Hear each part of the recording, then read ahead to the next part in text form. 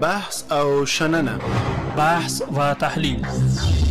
پر روانو موضوعاتو خبري د بحث او شننې په خبرونه کې تحلیل موضوعات روز در برنامه بحث و تحلیل. د ملګرو ملتونو سازمان په خپل جوړښت کې شپږ بنسټونه لري چې تر ټولو مهم یې د امنیت شورا ده. تازه د ملګرو ملتونو د امنیت شورا په نړۍ کې د داعش ډلې په پیاوړتوب کېدو خبرې کړې دي او ویلي دي چې د نورو هیوادونو ترڅنګ په افغانستان کې له شپږو تر 9,000 جنګیالي شتون لري. په داسې حال کې چې له کله د افغانستان اسلامي امارت په هیواد حاکم شوی دی، د دغه ډلې پر وړاندې جدي هلې ځلې شوي دي او د امنیتي مسؤلینو په وینا چې دغه ډله پر افغانستان کې ځپل شوې او له پښو لوېدلې ده. پوښتنه دا ده چې په دومره شمیر جنګیالي که چېرته په افغانستان کې حضور ولري، څنګه امکان لري چې په ټول هیواد کې د دومره امنیت تامین شي او د دغه ډلې پر وړاندې د اسلامي امارت مبارزه څه ډول ده؟ همدغه موضوع نن په خپرونه کې رااخلو او بحث ورباندې کړو. بسم الله الرحمن الرحیم. د افغانستان ملي راډیو درنو اوریدونکو، وخت مو بخیر. هیله یم چې جوړ او روغ اوسئ. زه رفیع الله ریحان یم او تاسو دم ګړی د بحث او شننې خپرونې ته غوږ یاست.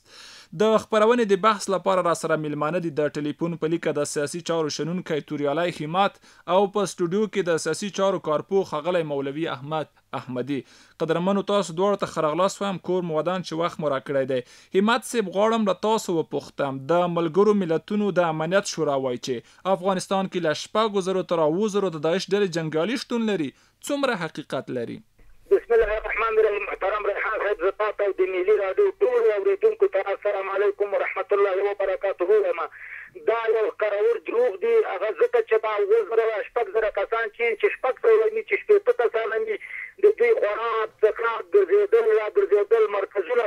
امنیت شورا نه هیله کوو چې کوم جاسوسانو چې د ډالرو ګټلو لپاره دا راپورونه ورکړي یا ته دوی خپله جوړ کړي نه یو چا ورته ورکړي، هغو ته دې وایي چې دا ځایونه دې راوښیي چې کوم ځای کې دي، یو فلم دې راوښیي، یو سند دې راوښیي، خو موبایلونه دې د هر چا سره دي. نو دا یو ښکارور دروغ دي. درې مهمه حالات تېر شو، یو لوی اختر تېر شو، دا اوس بیا ورپسې محرم تېر شو، بیا ورپسې جشن تېر شو. دا جشنونه په ټول افغانستان کې کومه واقع ونه شوه. دا د دې باندې دلالت کوي چې دا امنیت شورا دروغ وایي او دغه تعداد یو کس نیم کس بعد ځای کې خو امریکا کې هم شته، هغه په واتیکان کې هم شته چې د عیسایانو مرکز ده. هغه د دوی خو کوم ځای کې چې سر پورته کړی دوی خو مقاومت هم خو د چا مقاومت دومره ده او دومره ده. اوس د مهرباني وکړئ یو لهجه دې په ټول افغانستان کې راوښیي، د درې رنګه بیرغ د دغه تور بیرغ د دې غوا اوچت کړي، دا به موږ ورسره ومنو. په ټول افغانستان جغرافیه کې شرق غرب جنوب شمال ټول 4 ولایت ټول 4 ولسوالیو کې سپین محمدي بیرغ رپېږي. نو دا د دوی یو ښکارور دروغ دی. ریحان صاحب، زه یو نظامي سړی پاتې شوی یم، په دواړو جهادو کې نظامي پاتې شوی یم. د 12 کسانو امکان حرکات ګرځېدل راګرځېدل اخوا او شاخوا، او بل چې څوک یې راپور ورکوي چې دومره کسان دي، خو جنګ راوکړي چې کوم ځای کې دي او څوک دي، څومره کسان دي، څو مرکزونه لري، چې بیا خو دا ټول دروغ دي. دا د اسلامي امارت د بدنامولو او د افغانانو چې 100 کاله په بمونو ووژل، اوس یې په تشویشو باندې خرابوي، ذهنونه د کیمیاوي مواد استعمال کړل، موږ ته روحي تکلیفونه پیدا کړي دي. اوس راته روحي تکلیفونه په دې تشویشو پیدا کوي. د افغانستان خلک درته ویني هر څه په خپلو سترګو. که دا ویل دا خبرې مو اورېدلې، اوس خو میډیا ډېره دنیا کې کور غوندې ګرځېدلی. اوس به ویلې چې پلاني ځای کې داسې شو، پلاني ځای کې داسې شو. سرې سترګې ټول افغانستان ګرځي او په امن کې په 1 بجه د شپې الله د وحده له بدخشانه را روانېږي، کابل ته راځي، له کابل نه ځي غور ته ځي، له غوربنده 1 بجه د شپې مریض او نور را روانېږي، کابل ته راځي، له تورخم نه خلک باسطن راځي 10 بجې 11 بجې کابل ته راځي. خیر و خیرات ده، د خلکو سر مال عزت ناموس ټول په امن کې ده. دا یو ښکارور دروغ دی چې دا د امنیت شورا په منځ کې ته د امنیت شورا نه دی، ته د تشویشونو ایجادولو او د پروپاګند شورا ده. بله همت صاحب، تاسو وایي چې د امنیت شورا دروغ وایي. ولې دروغ وایي؟ وایي سړی وایي زه د تاتاس کې انګور د تاتاس، خو امریکا ورته وایي امنیت شورا کې خو دا 5 غټ قوتونه دي، یو پکې نه داسې انسان دوست هسته ده او نه مسلمان پکې ده. اول خو زموږ غوښتنه دا ده د خپل که دوی د اسلام د بشر حقوق غواړي، زموږ 50 ملکونو ته تقریبا 2 میلیارده انسانان راځي مسلمانان، یو نماینده موږ هلته نه لرو. دوی خپل منځو کې مسلمانان تقسیم کړي، وروسته په چرچن او اذربایجان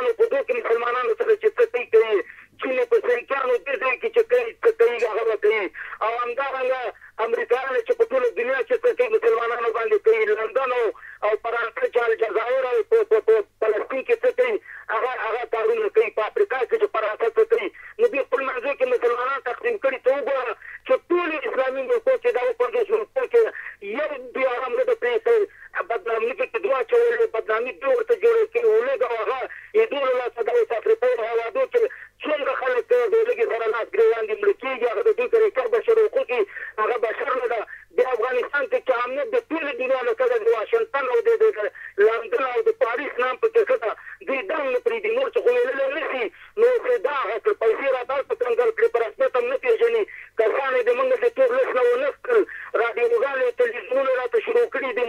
منفي چې د میاشتې وزر ته ګر هغه له سپین غر ته ګر ګرین جوړوي او مثبت چې د سپین غر ته ګر قوسطنطین کانال غوندې هغه ته اشاره هم نه کوي. بله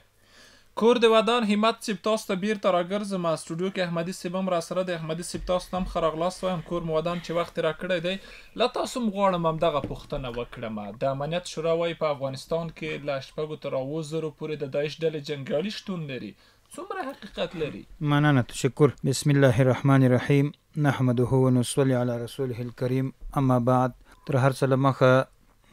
همت صاحب او ریحان صاحب تاسې او ستاسې همکارانو او د ملي راډیو اورېدونکو ته سلامونه او احترامات وړاندې کوم. پس له سلامه څخه داعش زما په نظر باندې په افغانستان کې اوس شتون نه لري. داسې یو سمت و یو طرف چې د هغه د دوی تر اوسه پورې معلوم نه ده چې په کوم ځای کې اوسیږي یا چیرې دي. نه یې فعالیت شته په افغانستان کې نه د دوی یو سمت و طرف معلوم ده چې دوی په کوم ځای کې اوسیږي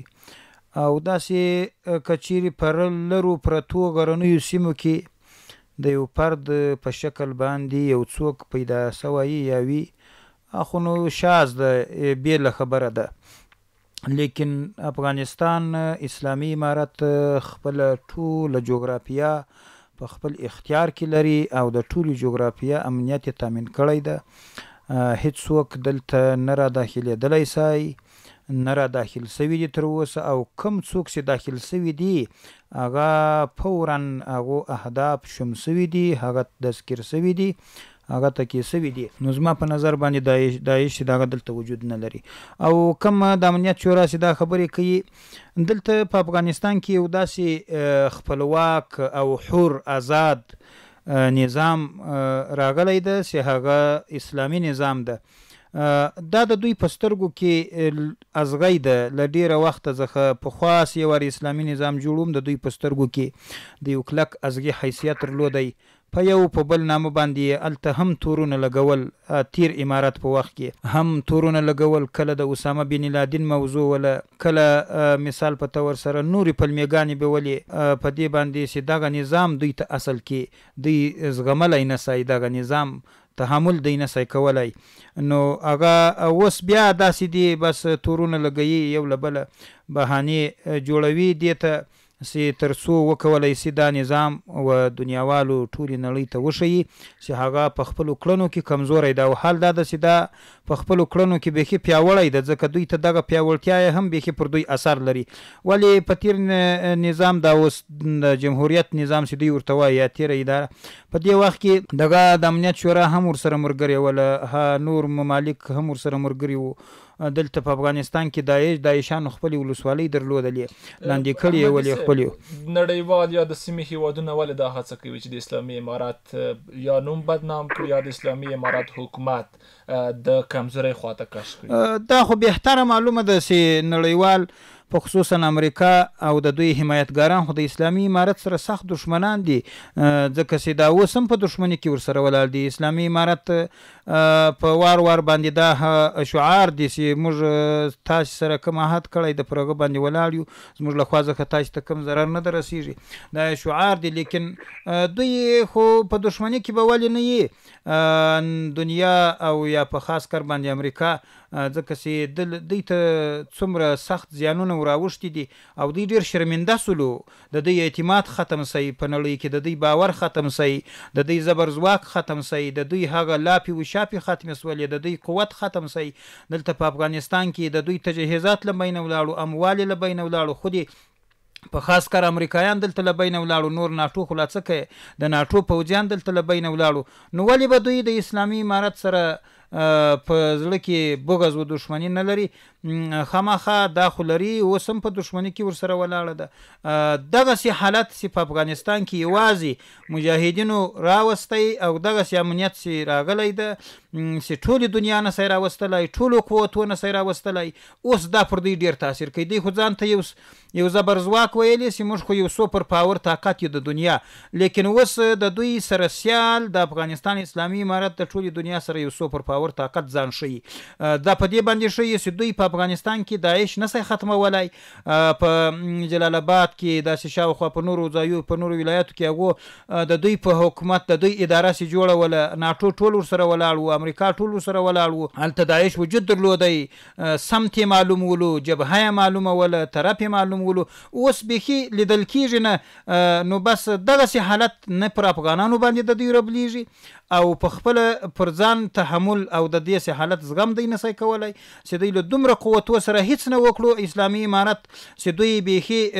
قوت نه بلی، اوس له دوی سره سیال ده، حتی پر دوی تر دوی لا غشتل سوی ده. په افغانستان کې ښه امنیت راوستلی ده، ښه امنیت یې تامین کړی ده. افغانستان جغرافیه یې په خپل کنټرول کې راوستلې ده، هیڅوک را داخلېدلی نسي. نو دا ښیي چې دوی د اسلامي امارت سره یو سیالي لري او اسلامي امارت زما په نظر باندې د ټولې نړۍ په مقابل کې لکه یو سیال سي سولو. کور ودان احمدي صاحب. همت سي محترم، تاسو ته راځم. تاسو مخکې په خپلو خبرو کې یادونه وکړه د ملګرو ملتونو د امنیت شورا ناستو منفي راپورونو ته ځواب ورکول هم تر ټولو مهم دي. دا چې اوس هلته د اسلامي امارت استازی شتون نه لري تر څو د دوی راپورونو ته ځواب ووایي، څومره منفي اغېزې لري؟ منفي اغېزې خو انشاءالله داسې درلودی ځکه چې شرع زر ګوري دلته چې څوک راځي خارجیان دا کوم چې هلته ډېر مخالف دي اسلامي امارت چې دلته بیا راسي بیا وګوري چې ولا شنیدن کوي بود مانن جدیدن هغه مثال بیا وایي چې موږ ول چې هلته اورېدل هلته خو غرضي او مرضي خلک اول دا زه چې درته ناست یم پرون تللی وم د پنجشنبې په ورځ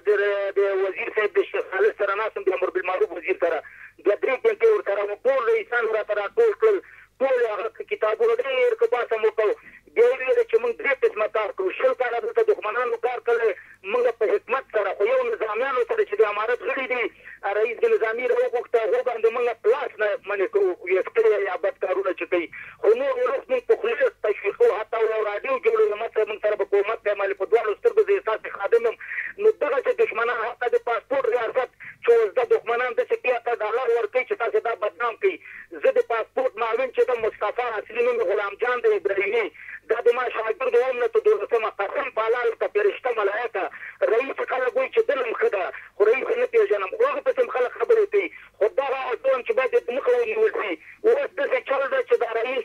هغه په ځای زه قسم کوم چې روپۍ نه اخلي خو شته دي هغه چې نیول کېږي هغوی نیسي. دا موږ بدنامۍ راځي ترکیې ته $1 یو چا ته ورکړي، هغه د میاشتې ته یا وزارت داخلې ته ابوبکر ته وزیر ورته ورکړي، مجاهدینو لس کې 2 کسه دا ولیکي. نو مصطفی معاون او یا رئیس چې دا چې بلاسر په المغرب نه لري نو د هغو ټاپه درختي. زه یو مشوره ورکوم د دواړو ته رئیس معاون ته چې دا د بدنامۍ د موږ یو غټه هغه اندام ده، یو د امنیت ده یو د فساد. نو فساد د موږ کې نشته ده. د ما مشوره دا ده چې ټول وزارتونه باید نور مکتوبونه ونه لیکي. دا مستقل ریاست کې د پاسپورټ لکه څنګه چې استخبارات مستقل دي ډېر د رئیس وزرا سره دا غوي. دا د ما مشوره ده. دغه چې ملایکه غوندې خلک هم قسم ده ټول خپل خپلوان کې خفه دي، هم له رئیس نه هم له معاون نه. داسې کسان له معاون نه خفه دي، هغه وزیر ترزو یې راغلی و شپږو پاسپورټ یې جوړول، یو یې ورته جوړ کړل. ما ته راغی د ترزو مې دغسې را سره وکړه. ما ویل تا چې ترزو نو ما به ته ومني، د خپل د پلار مالې هغه نه مني. نو دا د ما یو خواهش ده،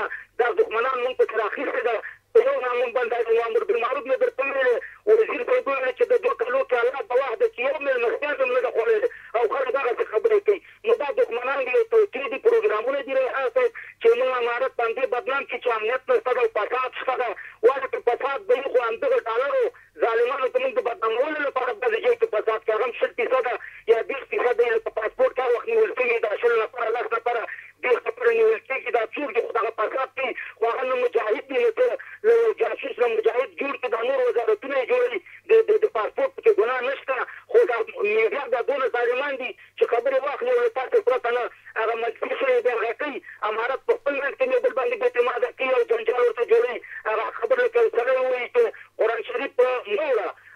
تکینارات یا ډیران ته ډیران دا نه ویل قرآن کریم نه وړه. لکه ما ته انجینر سره بله هغه مرکه وکړه نو ما ویل چې ټول خو چاګیرې خریدلې نو دا د نر سړی خو اوس د الله او د رسول د خوشحالۍ لپاره پرېږده ځکه دا واجب ده، دا فرض ده. دې هغه فرض او واجب نه ده راخیستې شیري نو هغه یې راخیستې ده په لمر تلویزیون همدا چې لمر صاحب وایي چې ګرم خریلي دي ډېر کم کړي. نو دغه موږ سره رسنۍ مناسبت کوي او نور هم کوي. نو د امارت د بدنامولو لپاره د ما امارت یو مشوره ده چې باید هغه ریاست باید همت صاحب محترم د بل کې داخله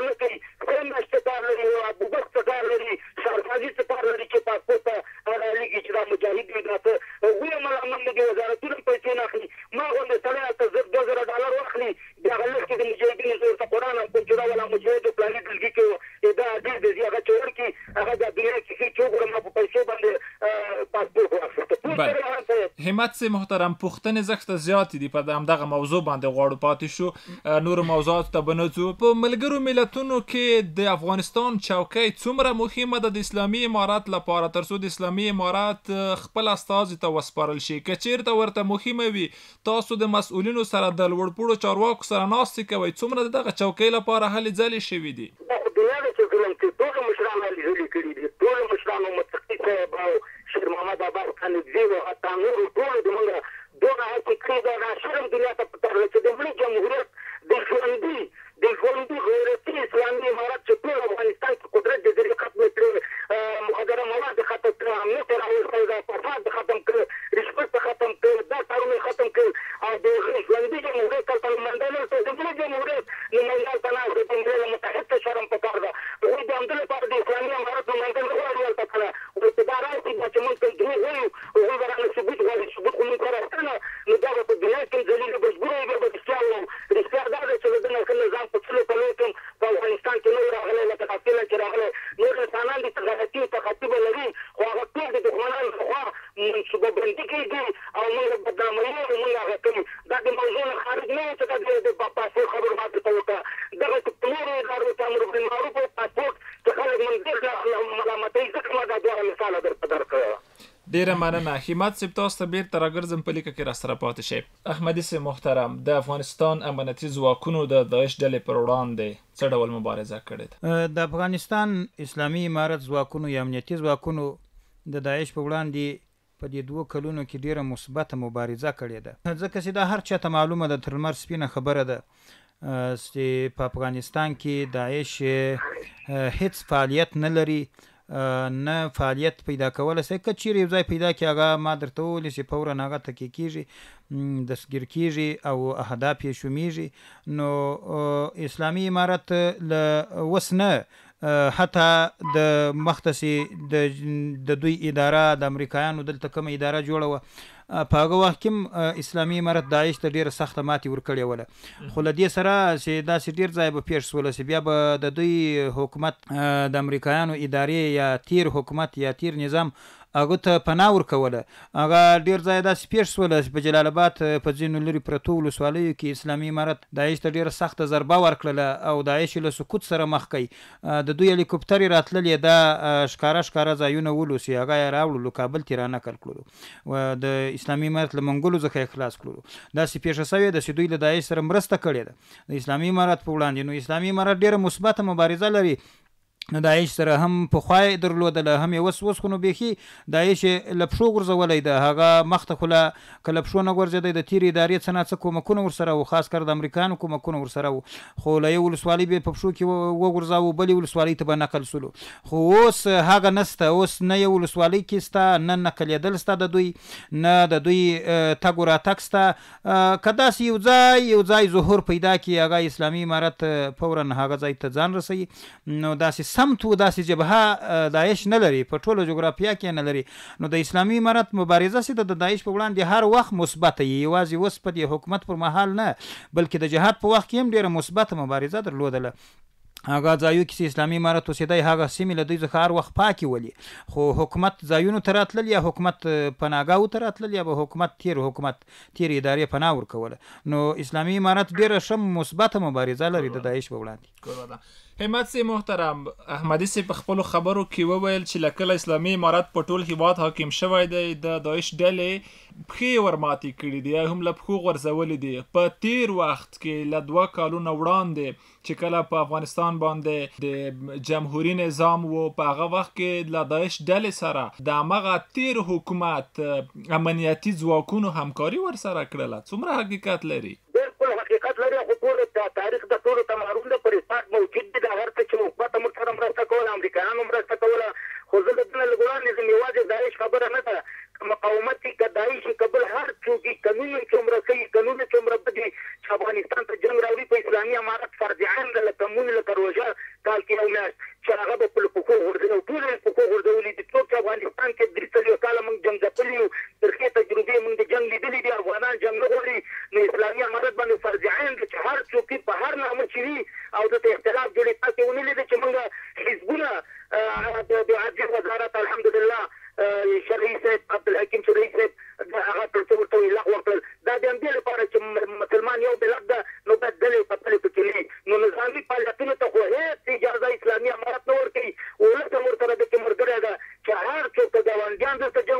خارجیان غواړي که داعش غواړي که بل نوم غواړي که هر څوک غواړي هغه به دغسې له پښو غورځوي او غورځولي دي ټول په ټول افغانستان کې زه د احمدي صاحب مبارک ټولو خبرو سره موافق یم یو ځای کې همداسې یو ځای نه لري چې د سپین بیرغ نه پرته چا لګولی نر دي چې ودرېږي یو ساعت به همالته تېر کړي ورته بیرغ دې ولاړ وي بیا موږ منو د همت صاحب نور څه کول پکار دي تر څو د داعش ډلې هیڅ غړی په افغانستان کې شتون ونه لري دا پکار ده چې تاسې میډیام د کې هغه ورکوي چې هر هغه څوک چې جنګ غواړي هر هغه څوک چې اسلامي امارت بدنامول غواړي هر هغه څوک چې د جنګ ته زمینه برابرول غواړي هغه په نسل کې هغه اسلامي امارت سره کومک وکړي ټول ولس ځکه جنګ له ټولو نه زیات د ولس ته تاوان رسوي او د جنګ ټغر نور الحمدلله افغانستان نه ټول شوی چې څوک بیا د جنګ ټغر دلته غوړوي هغه د اسلام دښمن هم ده د ولس دښمن هم ده د مسلمانانو دښمن هم ده د امارت دښمن هم ده باید ولس او اسلامي امارت په ګډه باندې دغه د اسلامي نظام د تضعیف کوونکو کم چې څوک غواړي چې اسلامي نظام کمزوری کړي د هغو په خلاف باید یو موټی شي او ملت باید ورسره همکاري وکړي او همکاري کړي همدا د ملت همکاري وه چې 250 ملکو ته ماته ورکړه اوس احمد محمود چې بیا راځي دلته جنګ غواړي د دغو خولې د ملت هم په لاس کورته سموي کور ودان ډېره مننه احمدي صاحب غواړم وروستۍ پوښتنه له تاسو وکړم لکه څنګه مې چې له همت صاحب نه هم وپوښتل نور څه کول پکار دي تر څو د داعش ډله که پر افغانستان کې حضور ولري یا یې څو جنګیالي پاتې وي ځکه شته دي د امنیتي مسؤلینو یا د اسلامي امارت لوړپوړي چارواکو هم په دې قناعت لري چې د داعش ډله یعنې له پښو غورځېدلې ده اما له صفر سره هم نه ده مخ شوې څه کول پکار دي تر څو د داعش ډله له صفر سره مخ شي اصل کې موږ او تاسې افغانانو ټولو ته دا کول پکار ده چې د نظام له څنګ سره ودرېږو کله چې افغانان له نظام سره ودرېدل هیڅ مخالف هم بیا نفوذ نشي پیدا کولی نه په کلو نه په بانډو نه په حکومت کې دننه نو د افغانستان ټول هیوادوال ټول مؤمنان ټول مسلمانان باید د نظام ملاتړ وکړي او نظام باید پر ټولو مؤمنانو پر افغانانو شفقت ولري نو که چیرې نظام و افغانان سره یو سو بیا مخالفین نشي پیدا کېدلی که پیدا سي هغه فورا له بینه ځي ځکه چې هغو کې دی نفوذ نشي پیدا کولی په هغو کې اوسېدلی نشي او که چیرې داسې خدای نخواسته پیښه شي نظام و دولت په موضوع نه سره په نظریه یو نه په منځ کې مخالفتونه سره بیا هر څوک راتللی سي بیا هر څوک ځای پیدا کولی سي هر څوک ځای ورکوي کلو کې ځای ورکوي په کورو کې ځای ورکوي نو اصل کې کول دغه د داعش ډله چې ډېره ورکېږي او ختمیږي دا اصل کې په هیوادوالو پسې اړه لري اسلامي امارت خو حکومت خود امنیت به راولي د خلکو د ځان د اموالو د نوامسو د ټولو خو د ده یوه وجیبه ده لیکن ولس ته دا پکار ده چې اصل کې ولس په دې باره کې چې ډېر کوشش وکړي دا ډله له پښو څخه لوېدلې خو به یې خو صفر ته هم رسیږي چې ولس له حکومت سره یو سو هغه نه جلا کېدونکی سلو په هره برخه کې کومک سره وکوي بیا مشکل نه راځي بیا به هر څوک ورکېږي هر ولس له حکومت سره ولاړ دی بلې الحمدلله اوس موږ د افغانستان هیوادوال چې دی هغه دا اوس د داعش ډله چې صفر ته نږدې شوې ده د ولس په ملاتړ باندې نږدې شوې ده دا یوازې د اسلامي امارت په قوت باندې نه ده هر څه چې کېږي هغه په ولس باندې دا موږ هم منو اسلامي امارت یې مني که امریکا ماته سوه که ناټو ماته سوه که روسان مات شوي دي که دلته نور مخالفین ماتېږي که داعش ماتېږي که مقاومت که اختطافچیان که غله رهزنان دا ټول چې ځي له بینه ځي دا د ولس په ملاتړ باندې ځي چې ولس نه یې ملاتړ دا کار به خود یو څه شپې به وسي خو هلته سوړه وکړه هلته سوړه وکړه هلته سوړه وکړه نظم نه برابرېږي اوس ولس ولاړ ده دا اوس یې صفر ته رسېدلې ده دا د ولس په کومک باندې نورم له ولس موږ دا غواړو چې تاسې ټول له اسلامي امارت سره اوږه په اوږه باندې ودرېږئ او سره یو څه اسلامي امارت څخه دا غواړو چې ولس باندې لاس تېروئ پر ولس باندې شفقت وکوئ پر ولس باندې رحم وکوئ ځکه چې ولس و اسلامي امارت نه جلا کېدونکي یو امت ته دا یو امت ته یو مسیر یې ده یو هدف یې ده د یو هدف دپاره مبارزه کوي پر یو وحدت باندې روان دي استقلال لري نو د ولس په ملاتړ باندې زما په نظر باندې زما په فکر باندې ډېر کارونه پر مخ باندې ځي زخته زیاته مننه کور مو ودان احمدي صاحب او همت صاحب له تاسو هم ډېره مننه چې خپرونه کې مو راسره برخه واخیسته له تا نه هم ډېره مننه خیر اوسئ سلام علیکم ورحمت الله د افغانستان ملي راډیو درنو اورېدونکو دا وه د بحث او شننې خپرونه چې درته وړاندې شوه تر بیا ښه وخت او ښې چارې